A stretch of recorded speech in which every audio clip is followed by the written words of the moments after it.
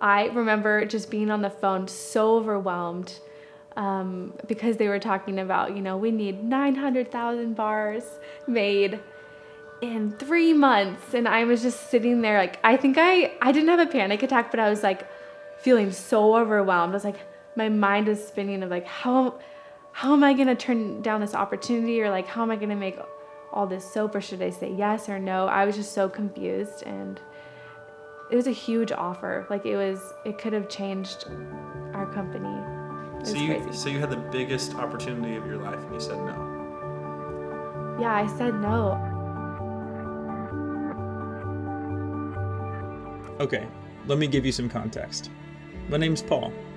A few years ago, after launching a successful documentary and community, I quit my dream job to pursue life as an entrepreneur. Since then, I've experienced some big wins and hit a lot of roadblocks too, while finding a livelihood in the creative Wild West, even making some great friends along the way. This is Levi, a fellow entrepreneur and filmmaker. Along with a few other friends, we are traveling around the States to gain a fresh perspective on the values all types of creators live by, searching for the sustainable blueprint we can build the future of our lives and the industry on. Hopefully this gives us all a second wind.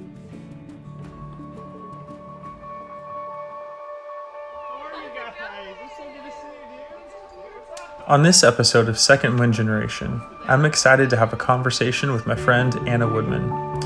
Last year, I had dinner with her and her husband, and she opened up about the successes and challenges of starting her own business in 2020, even turning down some huge opportunities. And that was the moment I knew she needed to be a part of this series. So I hope you have the same experience I did when I heard her story for the first time. Yes, rolling in 3, 2, 1. This is Anna's story. Okay, so first question is really easy. So, what's your name? Where do you live? And what's your craft? My name is Anna Woodman, and I live in Vancouver, Washington, right outside of Portland, Oregon, and I make soap. Soap? Yeah, I make soap. That's great. It's not super common, but cold process soap. Cold process soap. Mm-hmm. What does that mean? Mm-hmm.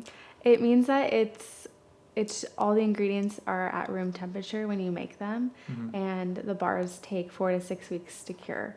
So It's a really long process. Yeah. But they're incredible. Have you always made soap? I haven't. It's kind of a new thing. Yeah. Yeah. So I. When did you start making soap? I started making soap probably 2.5 years ago, just for fun. I wanted to learn something new, and I thought it would be easy.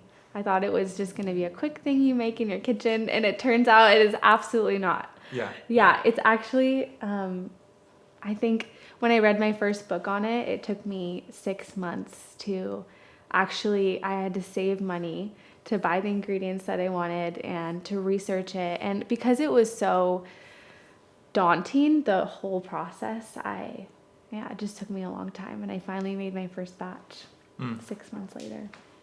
So what did you do before you made soap? I was a full-time wedding photographer. Yeah. Yeah, with my husband, Gregory. Yeah. Yeah. So you're kind of a multidisciplined creative. Yes. I was already kind of knowing how to do freelance photography and just working at home on our own. So I think that the jump to soap making and starting the business was pretty natural for me. Yeah. Pretty, not easy, I would say, but natural. How would you say that your passion for art and soap making come together in May? Well, good art requires a response, right? Like when you watch a really good movie, it's gonna make you feel mad or sad, or like you're gonna cry through it. So I really think that good art requires something from you, you know? And so when we thought about this soap and when I started designing it, I wanted a reaction out of people. I wanted them to feel something when they used it, you know, even how you hold it and use it, and there's different sides, and it's kind of like you're discovering it. It's not just a simple bar of soap for like $1 at the store, you know, like it's really special, and it has essential oils in it, you know, that can promote rest or energy. So it's so funny, but I take baths almost every night. Me too. You do? Yeah. I don't tell everyone that because I know that won't be forever. But when I use the soap, I just feel so rested. Like it's something special to look forward to at the end of my day, or even in the morning waking up, is just having a bar of soap, and it smells good, it feels good, and just promotes rest. And you know the ingredients going on your body are clean. So yeah, that's what I feel when I use May. Yeah. Mm-hmm. So what would you say is your favorite recipe so far from all your products? Well, my favorite bar is our seaweed. Okay. I actually found out that my ancestors were seaweed harvesters in Ireland. Isn't that crazy? My mom, as I was designing the seaweed bar, she told me that, and I was like, wow, this is such a crazy moment for me. I think our seaweed bar also is special because I found a local seaweed guy that harvests them here in Oregon. And so it's just super sustainable, and I have local ingredients in it, and it has eucalyptus and rosemary, just things that remind me of Oregon. It's super special. So living in Vancouver, starting a business, like how has your city affected the way that you live and think as a businesswoman? I think it's pretty easier to be here in Portland because there's so many people before me. There's a lot of women-owned businesses here. A lot of my friends are freelance. They just work for themselves, and I think people aren't as afraid to step out and do something new here. Like I think just so many people are doing it already. You have kind of the encouragement of family and friends to go and do something crazy, or just to go on your own. So it does feel a lot easier here than other cities, I'd say. Yeah. Did you always know that you wanted to own your own business? I didn't. I really didn't know. I didn't have a 5-year plan. I just kind of like worked in a coffee shop and then met my husband, and he was shooting photos. So I was like, I'll help you. Like, I'll shoot photos too. And so that kind of just set me up to feel confident in running a business and doing more and more. So now I'm just like excited, and I feel like I can do anything. Really.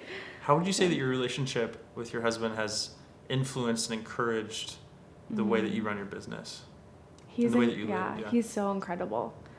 I love my husband so much. Oh my gosh. I'm crying, I'm sorry. He encourages me every day. I remember the first year of because May was a 2-year process. The first year was really hard. Just like in the studio late at night making soap, and then the next day it would all go bad. Just like really like hundreds of bars being lost. I would call him crying, and he's like, "You got this, babe, just one day at a time." Like it's just my constant encouragement to kind of to go off on my own and start this business kind of independently. He's empowered me so much. I love him. Wow. What's a challenge, broad or specific, that you never anticipated when you started? I thought this would be easy. As you start a business and everyone has challenges, but the way that I make soap is very complex, and I made it harder on myself. The design of our soap, it's a 2-pour method. It's like a 3-day process, and then it takes a month and a half to actually sell it and use it. So I think just the thing that I chose in itself is a huge challenge for me. Yeah. So would you say that just your drive for excellence is a strength and a weakness of yours? I think so. I think I can make it more efficient in ways, and I'm learning that right now. How do I make this process faster? But it's a patient job. Soap making is not a quick thing at all, and I've learned to just really slow down and accept that it's slow. Yeah. learned, as wedding photographers, we were traveling all the time. And that was amazing and so fun, but it was really hard for us because we value community and we value consistency, just like, the Monday through Friday, having rhythms. And when you travel, it completely destroys that, right? Like, Yep. you've traveled so much. And so for us, we just really were like, hey, let's position ourselves. Let's have some jobs where we can be home more and travel less. So we've kind of positioned our life that way of being home and having friendships that we can connect with and see them more. So that's a huge value of us. And I think it's more sustainable for us personally. What was that process like? What was that feeling like to like sacrifice something that everyone looks for? Traveling the world, seeing everything, like that's a big cost. Like was that hard to let go of? Absolutely not. It was so okay. Yeah. I think we got a lot of the travel. We went to a lot of places, saw a lot of things, but it was actually very difficult on our marriage. We were fighting a lot, and we just didn't feel grounded to anything. Yeah. We were just like out in the world, living out of a suitcase, and we wanted more for our life. So for us, it was so easy to make the switch, and we still travel a little here and there. How would you say your relationship has changed? Relationships have changed from when life was fast and now when life is slow. It's so different. I'm very intentional. One thing that Greg and I do is we have like a list of names of family members and friends, and we put them in our calendar to check in with them. So it's like it's such a practice to do, but it's like, okay, on Friday I'm going to text my older sister, April, and I'm just going to check in with her, see how she's doing. So it really is super intentional, and I want to spend time. I want to check in. Yeah. And sometimes we need those reminders. How did you define success when you first started May, and how do you define it now? When I started May, I thought, oh my gosh, this is going to blow up or be in a ton of stores.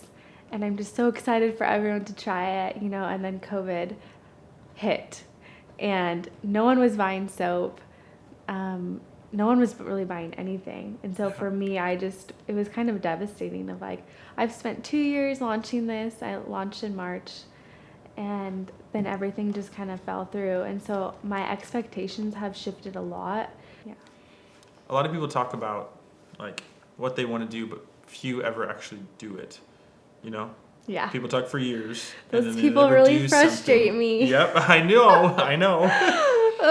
So like grace to them. Who did you learn from as you've become a soap maker, or who had some part in helping it be a success that had gone before you? Yeah. I had a really hard time with this because none of my friends made soap. No one that I knew made soap. So I really tried. Like I was trying to reach out to random soap makers across the country, and I had to just read books. I went and I bought books on soap making. I went to YouTube school, basically. I was like, how do you do that technique? And I was head deep into blogs and research. And then finally I found an amazing soap maker in Arizona, and she's been making soap for like 10 years. And I was like, hey, can we have a phone call? Can I pick your brain about business and soap techniques? So I was so thankful to find her. And now that I actually launched May, I'm way more connected with other soap makers, and it's like a whole nother community that I didn't know about. So I feel like very supported. Yeah. Yeah. Did your friends know what you were doing? They did. My close friends were totally in on it. And my chickens are just honking right now. Sorry about that. Hi, chickens. They're having fun in the summer. I kind of kept it close to my heart. What does it look like to take quiet action like that? Like that's hard to not tell people, Like I would be tempted to be like, everyone, I'm working on this new thing. Like, did you just have that desire sometimes just to tell everyone? I didn't because I think I was more nervous about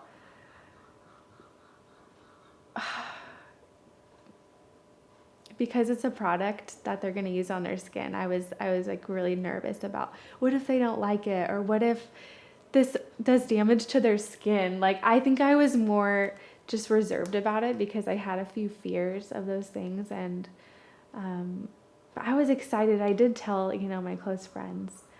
How do you handle criticism?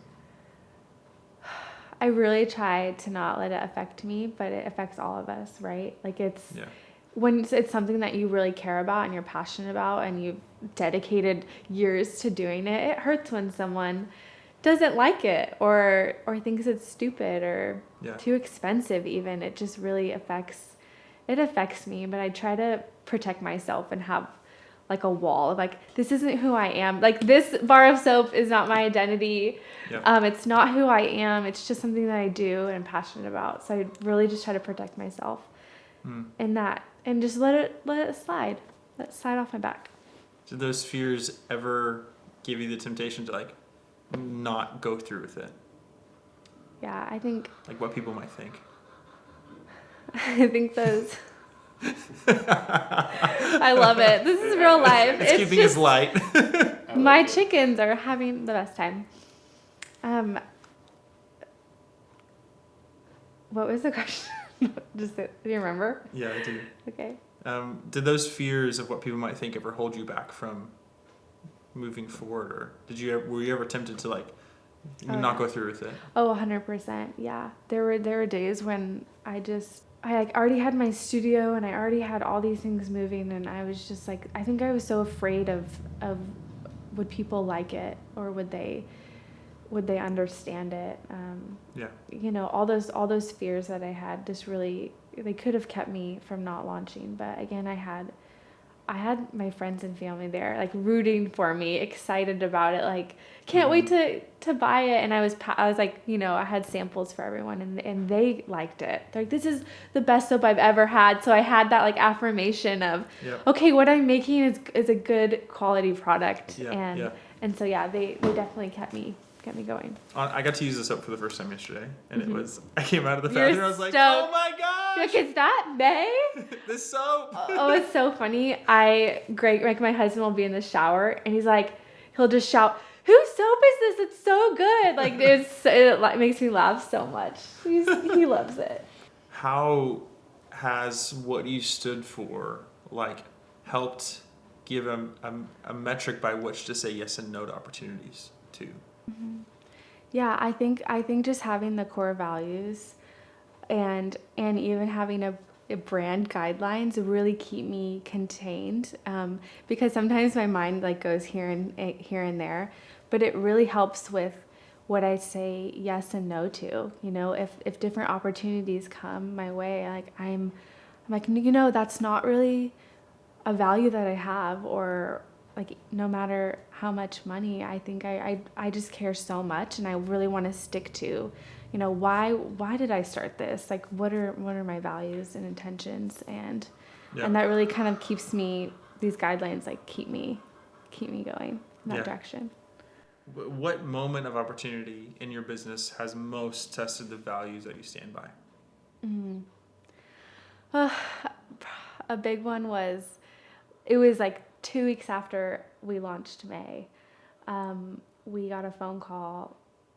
A huge company wanted our soap to be a part of these subscription boxes. And I remember just being on the phone so overwhelmed, because they were talking about, we need 900,000 bars made in 3 months. And I was just sitting there, I think I didn't have a panic attack, but I was feeling so overwhelmed. I was my mind was spinning of how am I going to turn down this opportunity, or how am I going to make all this soap, or should I say yes or no? I was just so confused, and it was a huge offer. It could have changed our company. And it had all the things. Yeah. It was crazy. So you had the biggest opportunity of your life and you said no. Yeah, I said no. It was literally causing me so much stress on my body. Like this job opportunity, I would wake up and I'd have so much stress and anxiety. And my husband and I fought all the time, like because he really wanted us to do it. He's like, let's go for it. Like this is how you cannot say no to this. And I'm like, I don't feel good about this. The company was even talking about, let's get your soap made overseas or someone else can make it. And I'm like, no, this is mine. Like I make them by hand. And so I just was like, it was too much compromising. Yeah. I had to compromise too many things.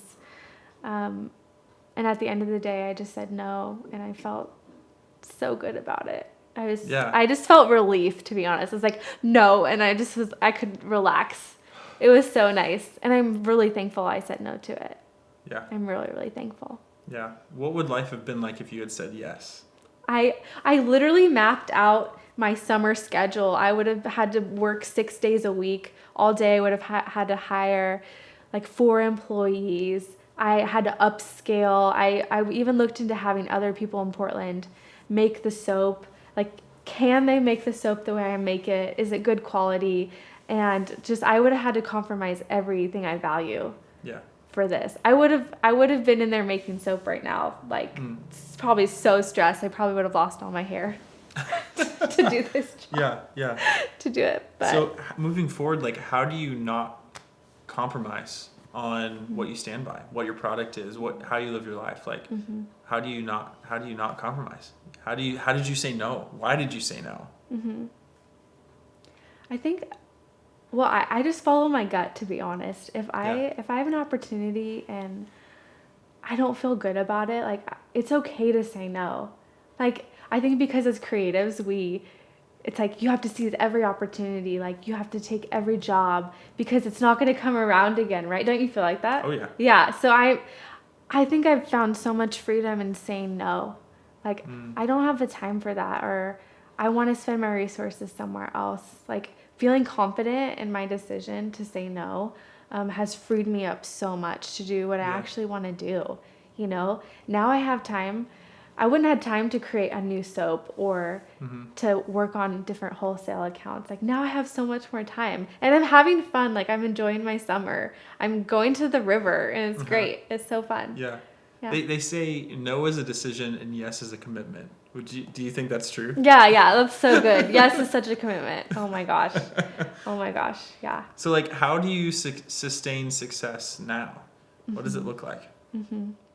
I've been able to kind of plan out the rest of my year, and I have like new products that I'm working on, and I just look forward to it. I have things in my business that I have constant goals all the time of like, this is where I want to be next year, and that just helps me like move forward.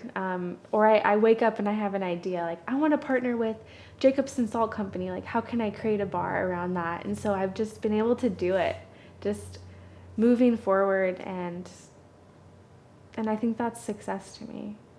Having the drive to keep going. Now, like, on the other side of like an empowering no and like a huge business launch, like, what is life like now? You got tears in your eyes. I know, I'm like getting emotional. I feel so free. I'm honestly, this is my dream job. Like, I get to make something every day with my hands. I have a amazing space to just create in. Like, I physically get to make something. And every day I can see on the walls, like, all these things, all these soaps are curing, and I'm really proud. Like, I'm so proud of May. I'm proud of myself for saying no, and to just keep trusting myself that I can do this. Like, I have the confidence to do this. Yeah, that's what I would say. When it comes to May right now in life, what questions are you asking yourself? I think it's more I like to challenge myself, right? Like, I think I took on soap making because it was a challenge. It's like, that's really hard to do. I'm gonna try it out. So now I'm like, moving forward in my business, I'm like, what are some other challenging things that I can do? Oh, I'm gonna make liquid soap. Like, And I just started reading on that. It's so hard. That's like another challenge. But yeah, I want to keep being challenged. I always want to grow. Like, I'm so open. I want to keep growing, and I want May to grow and change, and who knows, maybe in 10 years I'll like make bed sheets or something. Like, who knows where I'm going to go? Yeah. Cuz I can make whatever I want, right? It's so fun. How do you celebrate the small victories? Mm-hmm. Oh, I for sure have dance parties. We celebrate like I use Shopify for our business, and it's cool because when you get an order, it goes like cha-ching, and so every cha-ching I hear, I'm just like, woo! I just like let it out, and Gregory's in the other room, and he gets the notifications too, and we just like celebrate. Sometimes we'll just come home and like have a cocktail and just celebrate the small things. Yeah. It's really fun. Yeah. Is there anything else you want people to know about your story?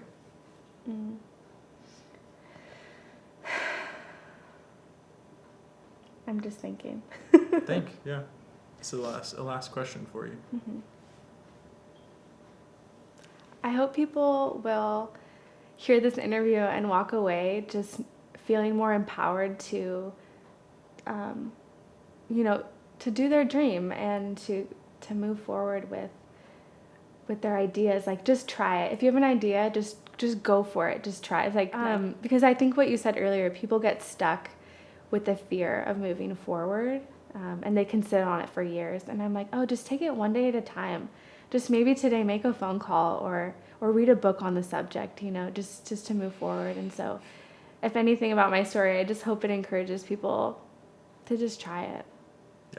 Yeah. Let me ask you one more question. Whenever you face a challenge, is your initial response to fight, flight, or freeze? Oh my gosh. I fight. But sometimes I fight and then I leave. I'm like, let me say, like, I have a challenge and I'm just like frustrated and I feel the tension, and then sometimes I just walk away. Like, I need a little rest and a break to recoup, really. Let me ask you, okay, I got one more question. You're good. Like, as an introvert, how exciting is it to work in a space how is it empowering is it to work in a space that's like all yours, that's so like tactile and hands-on and quiet? It's so peaceful. That's one of the things I love about my job is I've created my own environment. Like, I've created my own Zen garden of where I can go, and that's my workplace.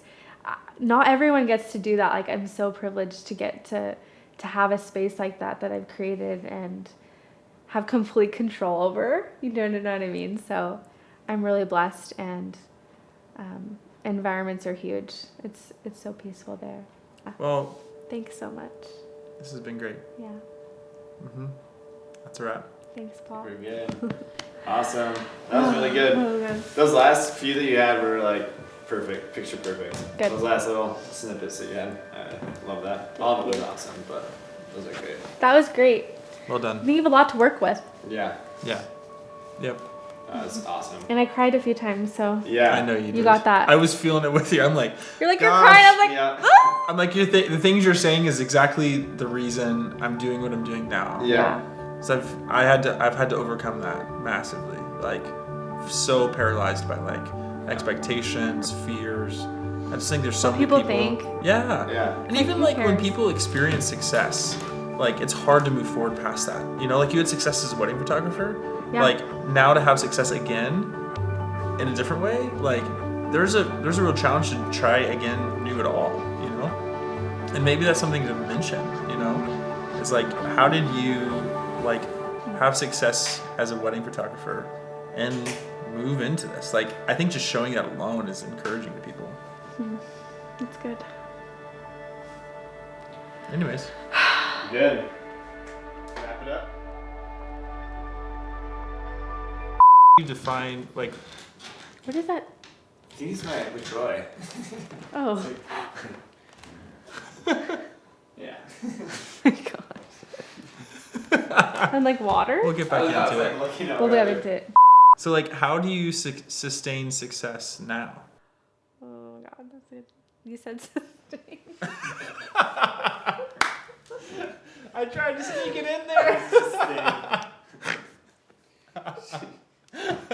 She's like, no. I'm like, I got this. I'm like, shit, I don't got this. Not happening.